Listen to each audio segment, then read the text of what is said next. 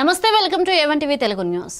జగిత్యాల జిల్లాలో శనివారం మండల లీగల్ సర్వీసెస్ ఆధ్వర్యంలో మెట్పల్లి మెప్మా భవనంలో నిర్వహించిన న్యాయ విజ్ఞాన సదస్సులో డి నాగేశ్వరరావు పాల్గొన్నారు. ఈ సందర్భంగా ఆయన మాట్లాడుతూ నేడు అన్ని రంగాల్లో రాణిస్తున్న మహిళలు ఆర్థిక విషయాల మీద అవగాహన పెంచుకోవాలని, ఇన్సూరెన్స్, ఇతర ప్రభుత్వ పథకాలను సద్వినియోగం చేసుకోవాలన్నారు. తీసుకున్న రుణాలను నిజమైన వ్యాపారానికి వినియోగించుకున్నప్పుడే పేదరికం నుండి బయటపడతామన్నారు.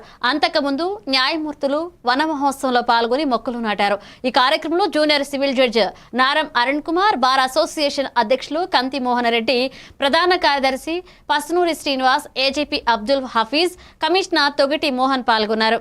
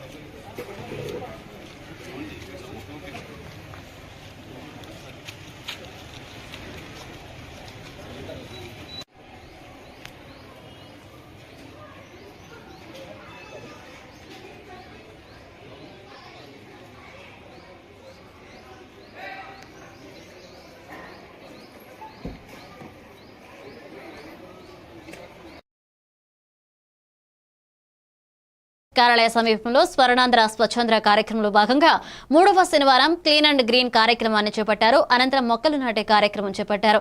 ఈ కార్యక్రమంలో MPDO Bhanumurthy, panchayat secretary G Krishna, APM Annapurna, NRGS సిబ్బంది, గ్రీన్ అంబాసిడర్స్, ఏఎన్ఎంలు, అంగన్వాడీలు, సచివాలయ సిబ్బంది పాల్గొన్నారు. మంచి వాతావరణంలో ఈ రకంగా పీల్చడానికి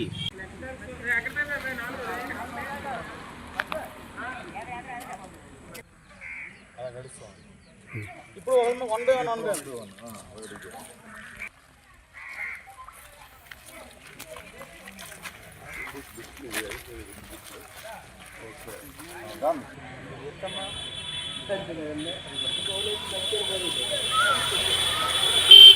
మెయిన్ కాన్సెప్ట్ కాలుష్యం. ఏదైతే ప్రజలు అల్లాడుతున్నారో ఈ కాలుష్యం పీల్చి ఈనాటి ఈ మొక్కలు వేసిన సందర్భంగా మంచి వాతావరణంలో మంచి గాలి పీల్చడానికి ఈ మొక్కలు అనువుగా వీలుగా ఈ రకంగా ప్రజలకి ఉంటూ ఉంటుంది. అందువల్ల ప్రజలు బారులు పడకుండా, జబ్బులతో సతమతం అవ్వకుండా, ఇటువంటి కాలుష్యం వాతావరణం పీల్చకున్న మంచి వాతావరణంలో ఈ రకంగా పీల్చడానికి ఈ మొక్కలు తోడ్పడుతుందని మనం చేస్తూ ఉన్నాం. మరి అందువల్ల ప్రతి ఒక్కరూ ఆరోగ్యంగా ఉండాలి అంటుందంటే కాలుష్యంని మరి మరుగుపరచాలి, దూరపరచాలి అంటుందంటే ప్రభుత్వం చేపట్టే కార్యక్రమంలో ప్రతి ఉద్యోగి భాగస్వామై పొడి చెత్త, తడి చెత్త వేరు చేసేది మరి ఎస్డబ్ల్యూపీసీలో ఈ రకంగా చేయాలి. అలాగే మన ఇల్లు మనం శుభ్రపరచుకోవాలి, మన గ్రామం మనం శుభ్రపరచుకోవాలి, మనం ఆరోగ్యవంతులుగా ఉండాలి. మరి ఉండాలి అని రకంగా మరి స్వచ్ఛమైన గాలిని పీల్చాలి, మంచి వాతావరణంలో జనాలు ఈ రకంగా బ్రతికి ఉండాలి. మరి అటువంటిప్పుడే ఆరోగ్యవంతుడిగా మనిషి సగటుని ఈ రకంగా ఉంటూ ఉంటాడు. మరి అందువల్ల ఇటువంటి కార్యక్రమాలు ఎన్నో ప్రభుత్వం చేపట్టే కార్యక్రమంలో ప్రతి ఉద్యోగి, ప్రజాప్రతినిధులు కూడా భాగస్వాములు.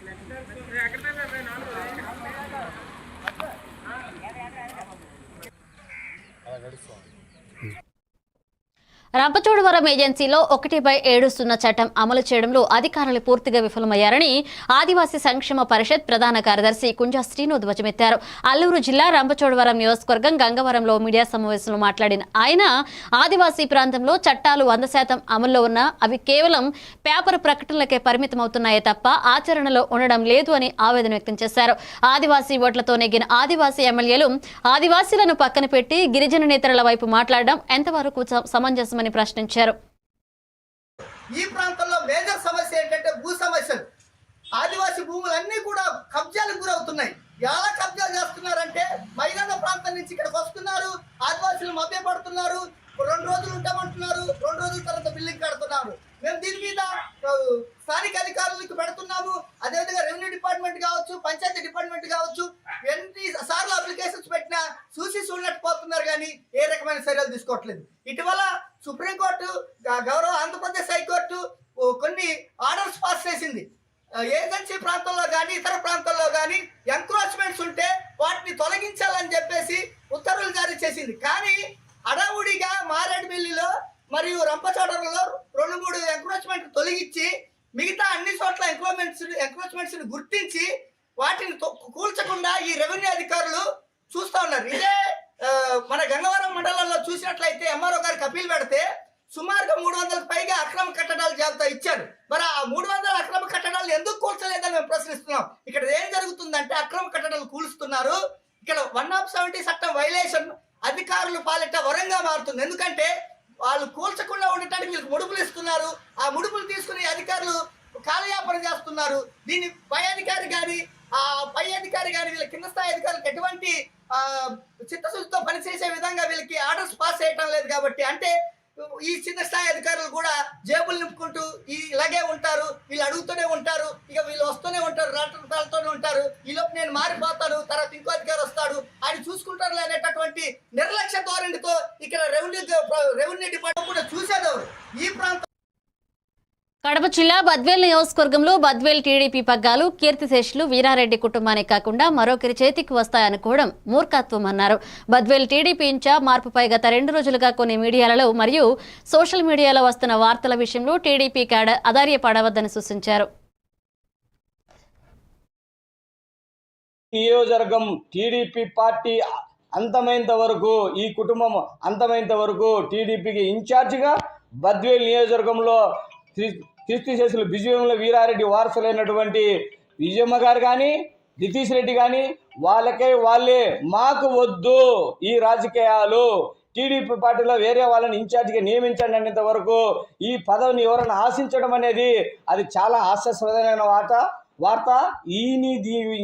ఇప్పటికైనా తెలియపరచుకొని పార్టీ ఆవిర్భావంలో ఉన్న కుటుంబాన్ని మనము ఎలా ఉన్నామో ఇప్పటి వరకు కూడా అలా ఉండాలా. కడప జిల్లాలో అన్ని నియోజకవర్గాలలో ప్రతి వ్యక్తి ఏదో ఒక పార్టీలో ఏదో ఒక సమయంలో ఏదో ఒక పార్టీలో కడప దొక్కి వచ్చిన ఉన్నారు. కానీ ఈ నియోజకవర్గంలో టీడీపీ పార్టీ ఎన్నో ఇబ్బందులు ఉన్న కాలంలో కూడా హైదరాబాద్ నుంచి వచ్చి కొన్ని నెలల పాటు ఇక్కడ సంసారాలు చేసి పార్టీకి ధైర్యం నింపి పార్టీ కోసం పనిచేసిన వ్యక్తులను ఆలోచించుకొని వాళ్ళ కష్ట సహాయాలలో సహాయం చేసి ఇప్పటికి కూడా 4 సార్లు ఎమ్మెల్యే టికెట్ ఇచ్చింది కూడా కీర్తిశేషులు బిజువేముల వీరారెడ్డి గారి కుమార్తె శ్రీమతి విజయమ్మ గారు సూచించిన వ్యక్తులు ఇవ్వడం జరిగింది. కానీ పార్టీ ఎలాంటి ఎంక్వైరీ చేయకోకుండా 4 దఫాలుగా ఇచ్చిన వ్యక్తి ఎవరన్నా ఈ కడప జిల్లాలో ఉన్నారంటే అది విజయమ్మ సూచించిన వ్యక్తులకే టికెట్ ఇచ్చడం తప్పడం జరిగింది. కానీ పార్టీ ఎక్కడే కానీ మేము నిర్ణయిస్తాము టికెట్ నువ్వు పని చేయమని ఎక్కడే కానీ విజయమ్మ గారికి చెప్పలేదు. పార్టీలో విజయమ్మ గారికి ఉన్న సముచిత స్థానం అక్కడ ఉంది. ఈ లాబింగ్ చేసే వ్యక్తుల ద్వారా ఈరోజు సూర్యనారాయణ అన్న కానీ ఇంకొకరు కానీ ఇది జరిగింది తప్పక పార్టీలో విజయమ్మ కుటుంబానికి చంద్రబాబు నాయుడు గారు కానీ నారా లోకేష్ గారు కానీ సముచిత స్థానం ఉంది. ఈ నియోజకవర్గానికి విజయమ్మ కుటుంబమే పని చేస్తుంది. కడప జిల్లా బద్వేల్ నియోజకవర్గంలో ఆంధ్రప్రదేశ్ ప్రభుత్వం ప్రతిష్టాత్మకంగా చేపట్టిన స్వచ్ఛాంధ్ర స్వర్ణాంధ్ర కార్యక్రమంలో భాగంగా బద్వేల్ పట్టణంలో క్లీన్ ఏరియా కార్యక్రమాన్ని చేపట్టారు ఆర్డీఓ చంద్రమోహన్. స్థానిక జిల్లా పరిషత్ స్కూల్ వద్ద నుండి ప్రధాన రహదారుల వెంబడి సైకిల్ ర్యాలీ కొనసాగింది. ప్రజా రవాణాను ప్రోత్సహించడం, పరిశ్రమలలో స్వచ్ఛమైన ఉత్పత్తి పద్ధతులు అవలంబించడం, గాలి కాలుష్యాన్ని నివారించటకై ప్రజల అవగాహనపై సైకిల్ ర్యాలీ చేపట్టారు. ఈ కార్యక్రమానికి బద్వేల్ రూరల్ అర్బన్ సిఐలు, ఎస్ఐలతో పాటుగా మున్సిపల్ కమిషనర్ మరియు సిబ్బంది పాల్గొన్నారు. పొల్యూషన్ పెరుగుతుంది. అలా కాకుండా పబ్లిక్ ట్రాన్స్పోర్టేషన్ ప్రోత్సహించాలా. వీలైతే సైకిళ్ళు, అలాగే ఎలక్ట్రిక్ వెహికల్స్. సో ఇప్పుడు కూడా చాలా వరకు మనకు చాలా రాయితీలు కూడా ఇస్తున్నారు. సో ఎలక్ట్రిక్ స్కూటర్స్ అయితేనేమి, ఎలక్ట్రిక్ కార్స్ అయితేనేమి, బస్సెస్ కూడా ఎలక్ట్రిక్ బస్సెస్ ఉన్నాయి. సో రాబోయే యుగం అంతా కూడా ఎలక్ట్రిక్ పొల్యూషన్ ఫ్రీ వాహనాలను కూడా మనం యూజ్ చేయడం జరుగుతుంది. సో దీన్నింటినీ కూడా విరివిగా ప్రోత్సహించాలా. సో కాబట్టి మనందరం కూడా ఈ యొక్క క్లీన్ ఎయిర్ కోసం చెట్లన్నింటినీ కూడా విరివిగా పెట్టి దాన్ని పెట్టడమే కాదు, దాన్ని పోషించి సో ఆ చెట్లు పెద్దగా అయితే డెఫినెట్గా మనకు ఈ యొక్క ఎయిర్ క్వాలిటీ డెఫినెట్గా ఇంప్రూవ్ అవుతుంది. సో ఇదంతా కూడా ప్రజలు అవగాహన చేసుకొని పాటిస్తారని సందర్భంగా ఆశిస్తున్నాను.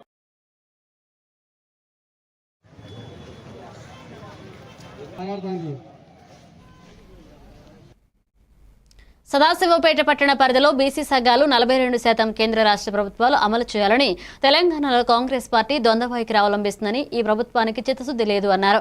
సదాశివపేటలో సంపూర్ణంగా బంద్ పాటించారని బీఆర్ఎస్ పట్టణ మండల నాయకులు ఈ బంద్ కార్యక్రమంలో పాల్గొని వాళ్ళ అభిప్రాయాలు తెలియజేశారు. ఈ కార్యక్రమంలో పట్టణ అధ్యక్షులు చీల మల్లన్న, మండల అధ్యక్షులు కొత్తగోళ్ల ఆంజనేయులు, బీఆర్ఎస్ రాష్ట్ర నాయకులు విజయవంతం చేశారు.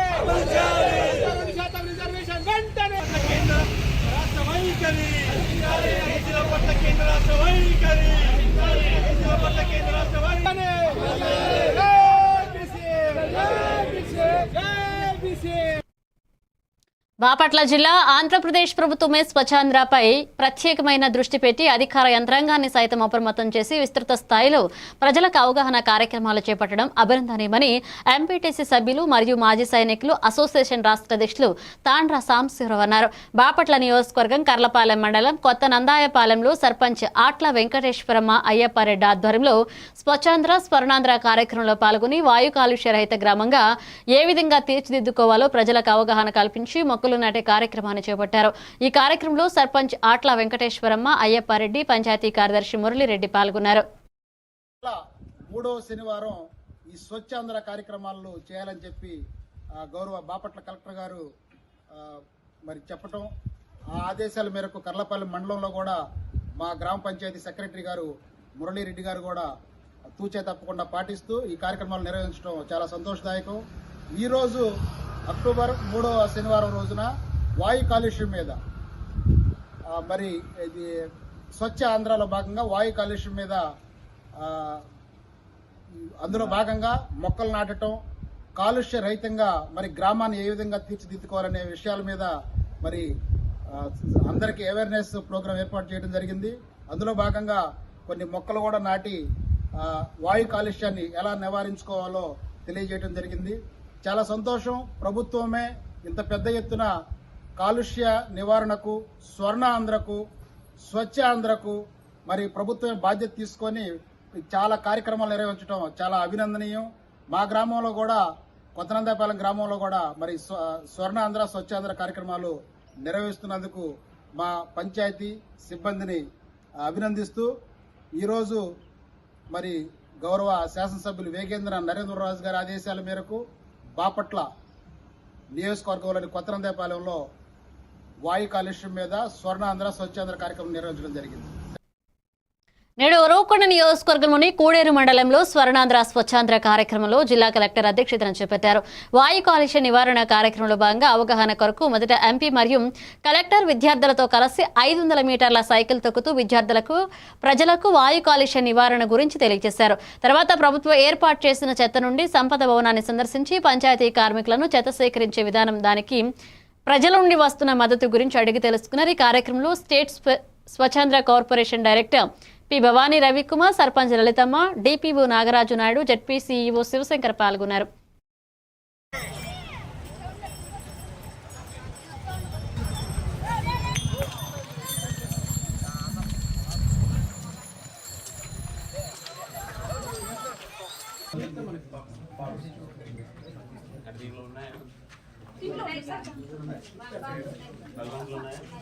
దక్కించుకుంది.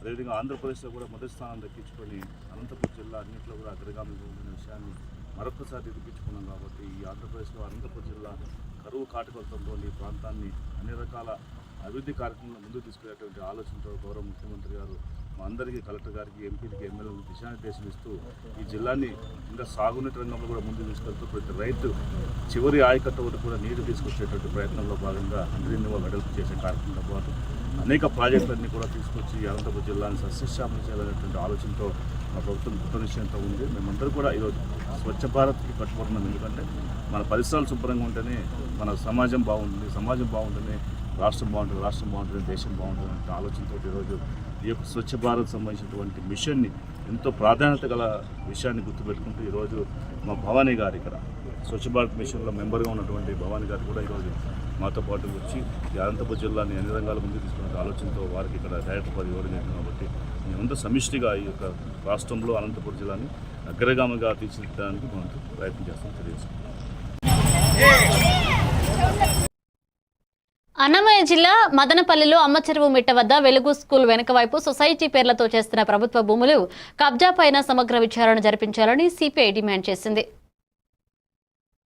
కోర్టులో వేయడాలను కబ్జా చేసుకుని లక్షల రూపాయలకి వ్యాపారం చేసి రియల్ ఎస్టేట్ దందాన్ని ఈ ప్రాంతంలో నడుపుతున్నారనేది సిపిఐ పార్టీగా మేము ఆరోపణ చేస్తున్నాం. దీనిపైన ఎంఆర్ఓ గారు వెంటనే స్పందించి దీనిపైన ఉన్నటువంటి పట్టాలేంటి, ఒకవేళ పట్టా ఇస్తే 10 సంవత్సరాల క్రితం పట్టా ఇస్తే 10 సంవత్సరాల వరకు ఎందుకు కట్టలేదు, మరి పట్టా ఎన్ని రోజులు వ్యాలిడిటీ ఉంటుంది, 6 నెలల వ్యాలిడిటీ ఉండేటువంటి పట్టాని దొంగ పట్టాలని క్రియేట్ చేసుకోవడం, ఈ ప్రాంతమే కాకుండా ఈ కోలబైలు పంచాయతీ అంతా కూడా ఫేక్ పట్టాలు ఇవాళ విలయ తాండవం ఆడుతున్నాయి. ఎంఆర్ఓ ఆఫీసుల్లో కూడా ఈ ఫేక్ పట్టాలను పెట్టుకోవడం, కోర్టులో వేయడం, రెవెన్యూ ఆఫీసర్లని రానియకుండా అడ్డుపెట్టి వ్యాపారం చేసి అమాయక ప్రజలపైన లక్షల రూపాయలు గుంజుకుంటూ ఈ లిటికేషన్ ఉన్నటువంటి భూములంతా కూడా వాళ్ళకి అమ్మడం, ఈ వీటి చుట్టూనే ఇవాళ క్రైమ్ జరుగుతుంది, మర్డర్లు జరుగుతున్నాయి. ప్రతిరోజు పోలీస్ స్టేషన్ లో వచ్చేటువంటి సమస్యలు ఇలాంటి ఇల్లీగల్ రెవెన్యూ సమస్యలే పోలీస్ స్టేషన్లకు వస్తున్నాయి. దీనివల్ల పోలీస్ స్టేషన్ లో కూడా అడుగుతుంది. దీన్ని డిఎస్పీ గారు కానీ స్థానికంగా ఉన్నటువంటి సబ్ కలెక్టర్ గారు, ఎంఆర్ఓ గారు ముగ్గురు కలిసి దీనిపైన ఒక పరిశీలన చేసి ఎవరైతే కబ్జాలు చేస్తున్నారో వాళ్ళపైన క్రిమినల్ కేసులు బట్టి ప్రభుత్వ భూమిని కాపాడాలని సిపిఐ పార్టీకి మేము డిమాండ్ చేస్తున్నాం. భీమిలి నియోజకవర్గంలో సింగనవంద పంచాయతీలో శ్రీ ధర్మశాస్త్ర పీఠం కాళ్ల సన్యాసి నాయుడు గురుస్వామి ఆధ్వర్యంలో శ్రీ అయ్యప్ప స్వామి వారి విగ్రహ ఊరేగింపు కార్యక్రమం ఘనంగా నిర్వహించారు. ఈ కార్యక్రమంలో చుట్టుపక్కల ప్రాంతాల నుంచి వేలాదిగా భక్తులు హాజరై విగ్రహ ఊరేగింపులో పాల్గొని స్వామివారి ఆశీస్సులు తీసుకున్నారు.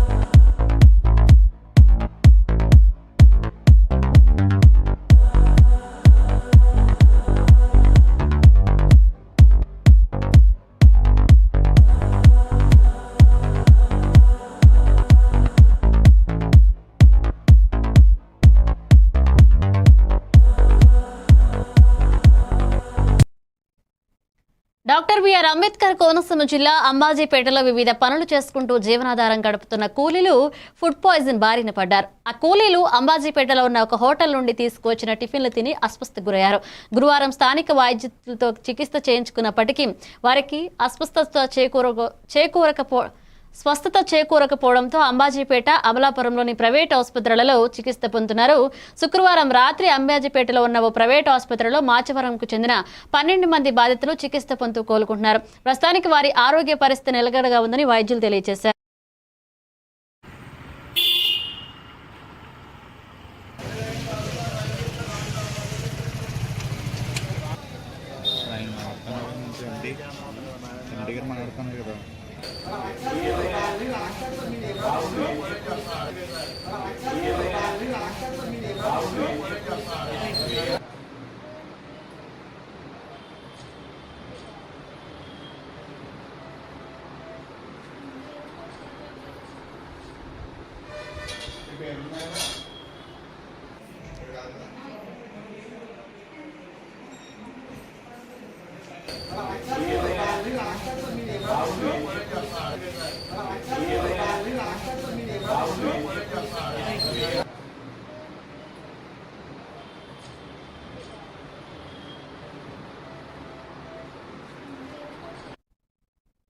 కామారెడ్డి జిల్లా కేంద్రంలోని బస్టాండ్లో బీసీ బంద్ ఉదయం 4 గంటల నుండి నిర్వహించారు. ఈ సందర్భంగా బీసీ సంఘాల జేఏసీ నాయకులు మాట్లాడుతూ చింతల శంకర్ నేత, రాజు కుమార్, శ్రావణ్ కుమార్ గౌడ్, బుగ్గా సూర్యమల్లేష్, ఎలిపుగొండ దినేష్, సిరిగాద రాజేందర్లు తెలంగాణ రాష్ట్రంలో 42% రిజర్వేషన్ అమలు చేయాలని ఈ రోజు బంద్ కు పిలుపునివ్వడం జరిగింది. అలాగే అందరూ స్వచ్ఛందంగా పాల్గొని బంద్ ను విజయవంతం చేశారు. ఈ బంద్ కు పట్టణ వ్యాపార సంఘాలు అలాగే విద్యా సంఘాలు సంపూర్ణ మద్దతు తెలపడం జరిగింది.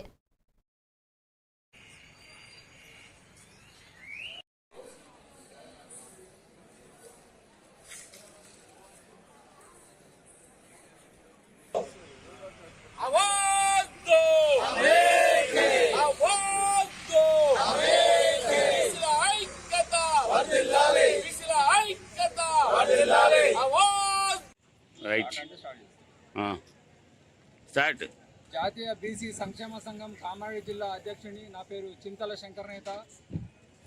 జేఏసీ రాష్ట్ర కాంగ్రెస్ హయాంలో డిక్లరేషన్ ఇవ్వడం జరిగింది. మరి దీన్ని ముందుకు తీసుకెళ్తూ తెలంగాణ రాష్ట్ర ప్రభుత్వం మరి అసెంబ్లీలో అన్ని పార్టీలు తీర్మానం చేసి జీవో 9 కూడా విడుదల చేయడం జరిగింది. మరి ఒక బిల్లు కూడా గవర్నర్ దగ్గర పెండింగ్ లో ఉన్నటువంటి పరిస్థితి. ప్రభుత్వం మరొకసారి హెచ్చరిస్తున్నాము, మా దగ్గర ప్రత్యేకంగా అంత యొక్క డాటా ఉంది. మరి ఆనాడు సుప్రీంకోర్టు కూడా తెలపడం జరిగింది. కులగణన కనుక చేసి ఏ కులాలు ఏ ప్రాంతాల్లో ఉన్నాయి, ఏ విధంగా ఉన్నాయో స్థితిగతులను మరి స్టడీ చేసిన తర్వాత ఖచ్చితంగా కూడా 50% రిజర్వేషన్ దాటుకోవచ్చు. మరి ఆనాడు తమిళనాడు కూడా జయలలిత గారు కూడా కేంద్ర ప్రభుత్వం సహాయం తీసుకొని 9th జీవోలో షెడ్యూల్లో చేయడం జరిగింది. 9th షెడ్యూల్లో చేర్చాం. ఈ రోజు కూడా 9th షెడ్యూల్లో చేర్చి గవర్నర్ ఆమోదించి వెంటనే ఖచ్చితంగా 9th షెడ్యూల్లో చేర్చి ఈ యొక్క తెలంగాణ రాష్ట్రంలో ఉన్నటువంటి బీసీలు అట్టడుగు ఉన్నటువంటి బీసీలు ఖచ్చితంగా అభివృద్ధి చేయాలంటే ఈ 42% రిజర్వేషన్లు కల్పించి ఆ యొక్క కృషి అనేది అందరికీ తెలుసు. ఈ తెలంగాణ సంబంధించి దేశ సమాజానికి మరి ఆ తరహాలో ఈ యొక్క ఉద్యమాన్ని ముందుకు తీసుకెళ్తామని హెచ్చరిస్తూ ఖచ్చితంగా కూడా ఆలోపే మీరు బీసీ రిజర్వేషన్లు 42%తో స్థానిక ఎన్నికలకు పోయే విధంగా మరి కేంద్ర ప్రభుత్వం చొరవ తీసుకోవాలని 9th షెడ్యూల్లో చేర్చాలని ఈ సందర్భంగా తెలియజేస్తూ జై బీసీ. కొడంగల్ నియోజకవర్గ కేంద్రంలో రహదారిపై అఖిలపక్ష నేతల ఆధ్వర్యంలో బీసీ బంద్ నిర్వహించడం జరిగింది. రాష్ట్ర కేంద్ర ప్రభుత్వాలు బీసీలకు చట్టసభలలో మరియు విద్యా ఉద్యోగాలలో 42% చట్టబద్దమైన రిజర్వేషన్లు కల్పించిన తర్వాతనే ఎన్నికలు నిర్వహించాలని అన్ని రాజకీయ పార్టీలు బీసీ సంఘాల నాయకులు డిమాండ్ చేయడం జరిగింది. కోట్ల మైపాల్ ముదిరాజ్, మాజీ జెడ్పీటీసీ దౌలతాబాద్ కృష్ణంరాజు, లగచర్ల సురేష్, బీసీ సంఘ నాయకులు నర్మదా, కిష్టప్ప, కుదరమళ్ల శ్రీనివాస్ ధర్నాల్లో పాల్గొన్నారు.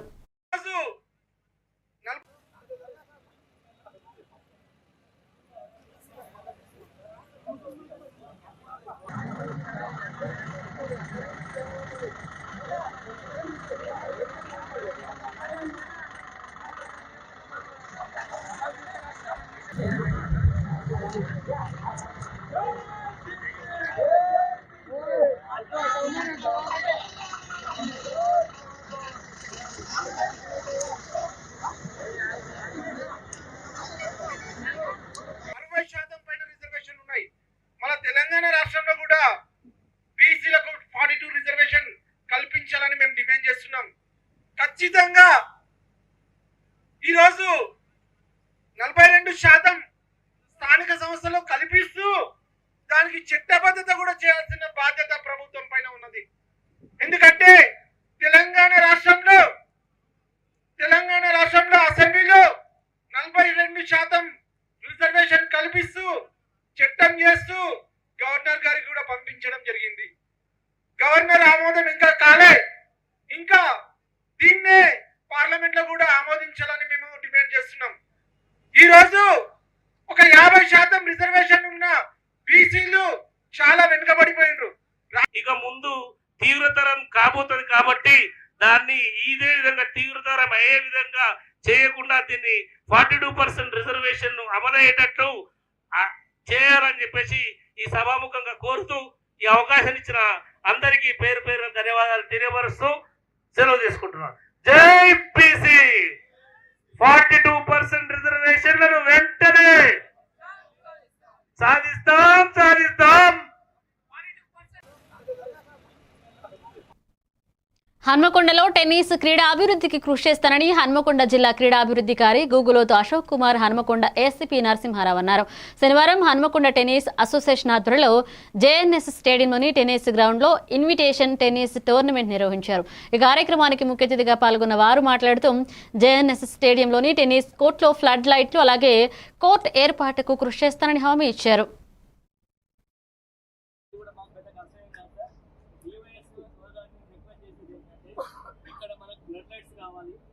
ఈ కోర్సులో రినోవేషన్ చేయాలి. స్టేట్ మీట్ చేయాలనుకుంటే కనుక మనకి ఇంకొక 2 కోర్సులు ఉంటే కనుక మనం హన్మకొండ డిస్ట్రిక్ట్ తెలుసు సార్. మీరు ఇక్కడికి వచ్చిన తర్వాత అయితే డివైఎస్ఓ హన్మకొండ ఇప్పుడు ఏఎన్ఎస్ చాలా ఉంటుంది. అందులో ఈ ఒక్క గేమ్ కూడా మిగతా గేమ్ లాగానే మీరు మాకు సపోర్ట్ చేయండి. స్పాన్సర్షిప్ అనేటువంటి నేను తీసుకువస్తాను. ఇక్కడ మీరు కనుక లైట్స్ అరేంజ్ చేసి ఇక్కడ రినోవేషన్ కనుక చేసినట్లయితే మీకు రెగ్యులర్ మెంబర్స్ కూడా ఇంప్రూవ్ అయ్యేటువంటి అవకాశం ఉంది. So this is request Narasimharao sir to speak taking final మాట లేదా రవిచంద్ర గారు రిలీజ్ వల్ల మాట్లాడుతున్నారు. అది టైం లేదు. అందరికీ ఇక్కడ వచ్చిన ఇండోర్ స్టేడియంస్ చేసాం. అటు swimming pool, gymnastic hall, synthetic track దగ్గర ఒక 15 to 20 crores వరకు అయింది. ఇది వచ్చిన తర్వాత ఇది యాక్చువల్ అంటే మేము చేస్తున్నాం కానీ పిల్లలు వస్తలేదు. ఎగ్జాంపుల్ మీరు లోపల చూడండి, చేస్తున్నాం, దీన్ని చేస్తాం కానీ పిల్లలు రావాలి. ఇది యాక్చువల్గా నెక్స్ట్ టైం అయితే నేను సెక్రటరీ గారు చెప్పేది ఏంటంటే, ప్రెసిడెంట్ అండ్ సెక్రటరీ గారు ఏంటంటే సీనియర్ అండ్ పిల్లలు కంపల్సరీ పెడితేనే పర్మిషన్ ఇస్తారు. కంపల్సరీ ఇంప్లిమెంట్ చేయండి. ఏంటంటే మనము పిల్లలు తయారు చేస్తే ఇప్పుడు మన పిల్లలు కావచ్చు, మన కప్పులు కావచ్చు, ఎవరు స్పాన్సర్షిప్ అనేటువంటిది కూడా మాకు పెద్ద కష్టం కాదు సార్. డివైఎస్ హోదాని రిక్వెస్ట్ చేసేది ఏంటంటే ఇక్కడ మనకు బ్లడ్ లైట్స్ కావాలి. ఈ కోర్సులో రినోవేషన్ చేయాలి. స్టేట్ మీట్ చేయాలనుకుంటే కనుక మనకి ఇంకొక 2 కోర్సులు ఉంటే కనుక మనం హన్మకొండ డిస్ట్రిక్ట్ తెలుసు సార్. మీరు ఇక్కడికి వచ్చిన తర్వాత అయితే డివైఎస్ఓ హన్మకొండ ఇప్పుడు ఏఎన్ఎస్ చాలా ఉంటుంది. అందులో ఈ ఒక్క గేమ్ కూడా మిగతా గేమ్ లాగానే మీరు మాకు సపోర్ట్ చేయండి. స్పాన్సర్షిప్ అనేటువంటి నేను తీసుకువస్తాను. ఇక్కడ మీరు కనుక లైట్స్ అరేంజ్ చేసి ఇక్కడ రినోవేషన్ కనుక చేసినట్లయితే మీకు రెగ్యులర్ మెంబర్స్ కూడా ఇంప్రూవ్ అయ్యేటువంటి అవకాశం ఉంది. So this is request Narasimharao sir to speak taking final మాట లేదా రవిచంద్ర గారు రిలీజ్ వల్ల మాట్లాడుతున్నారు. అది టైం లేదు.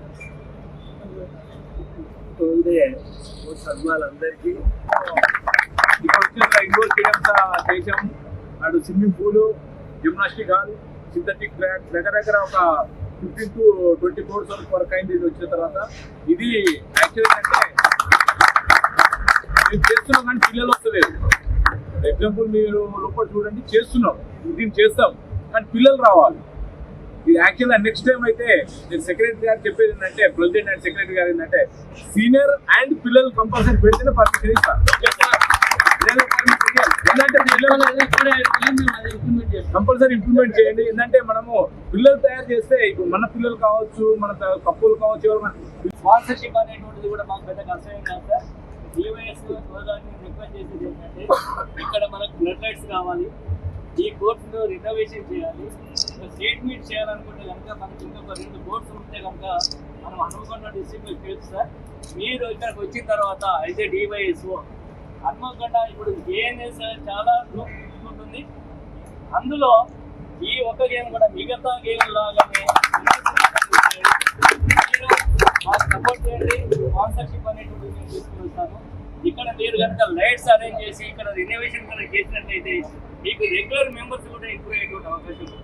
So this is request Narasimharao sir to speak taking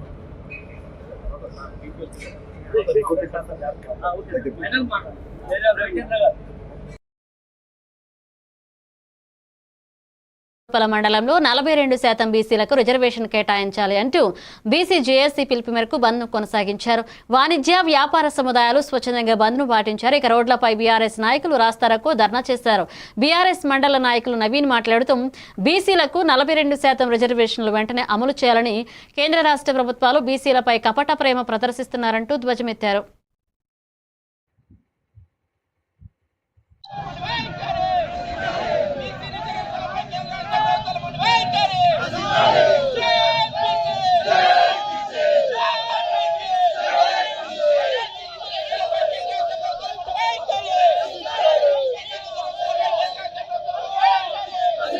Rahul Gandhi కామారెడ్డికి వచ్చి 42% రిజర్వేషన్ ఇస్తాడు.